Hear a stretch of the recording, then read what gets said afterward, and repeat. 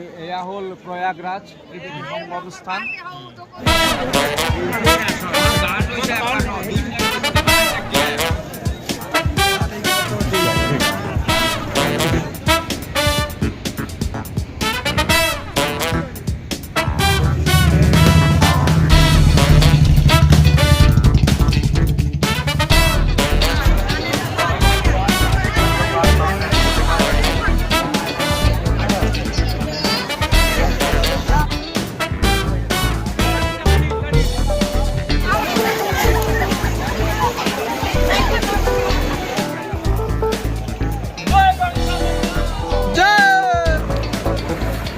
ইয়াতে যাক অগণন মানুহ যোনফালে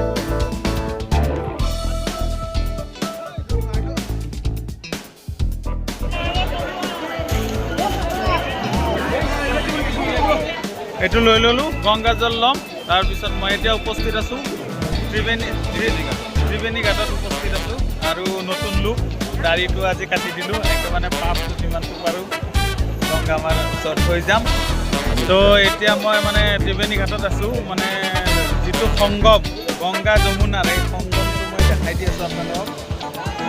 তো মই বেক কেমেৰাত দেখাই দি আছোঁ, আপোনালোকে চাই থাকিব। তো মই প্ৰথমে দেখাইছোঁ এইটো যে আছে, এইটো আঙুলিটো চাওক, আঙুলিটো এইটো আপোনাৰ গংগা মা এইফালে আহিছে এইফালৰ পৰা। তাৰপিছত এনেকৈ আহি এইটো চাওক, এইটো নতুন এইটো চাইডৰ পৰা আহিছে, এইটো চাইডৰ পৰা আহি যমুনা আহি আছে, যমুনা আহি আৰু এইটো যে অকণমান পানীত ঢৌ লাগি আছে, এই পানীৰ ঢৌটো আছে আপোনাৰ গংগা যমুনা মিক্স হৈছে, কিন্তু লগ নালাগে আজিকালি। কিন্তু পানীৰ মানে সোঁতটো মানে গম নাপায়তো, মানে জুন জুলাইত মানে চাফা থাকে, তেতিয়া মানে এইটো বিভেদটো মানে দেখা পায়। তো এইখিনিয়ে এইটো গংগা যমুনা। আৰু মানুহ চাওক, আজি মানুহ মানে বহুত বস্তু হেৰুৱাব লগা হৈছে, কাপোৰ বেগ চেগ আদি আৰম্ভ কৰি বহুত বস্তু হেৰুৱাইছে।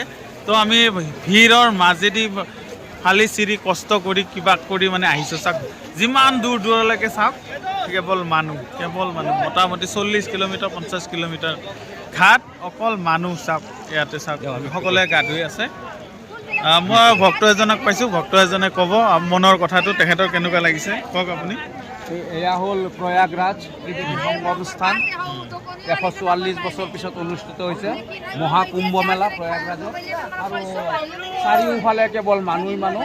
আজি 5 কৰোৰৰ ওপৰত হৈছে আমাৰ ত্ৰিবেণী সংগমত। এয়া দিল্লীৰ পৰা আহিছে যমুনা নদী আৰু কাশীৰ পৰা আহিছে গংগা, আৰু এয়া ত্ৰিবেণী সংগমত মিলিত হৈছে গংগা যমুনা সৰস্বতী, আৰু ইফালে বাৰাণসী হৈ এটা নদী দিয়ে দুয়োটা নদী গৈছে। আৰু এয়া সংগমস্থল, কিমান ভক্তই গা ধুই আছে, খুব ভাল লাগিছে। আৰু মোটামুটি 26 দিন থাকিব। যদি কোনোবা ইচ্ছা আছে মহাকুম্ভ চাবলৈ আহিব পাৰে, এতিয়াও 26 দিন বাকী আছে, সম্পূৰ্ণ ফেচিলিটি আছে থকা খোৱা, খুব ভাল লাগিব।